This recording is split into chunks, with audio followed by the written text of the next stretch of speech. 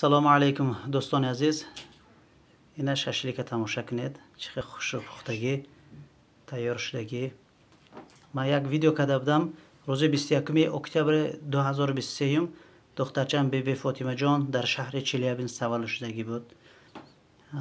برای وای ما گفتیم چیلش براید اینا ششلیک میکنیم. گفته وعده کرده بودیم ششلیک کردیم. روزی 30 نوامبر سال 2023 چیلش برآمد. سلامت باشه دوستان.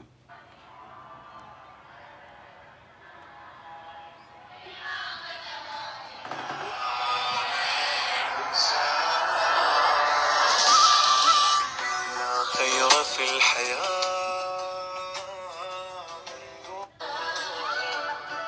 والعين فداك يا شاغل روحي. سلامت باشه دوستان.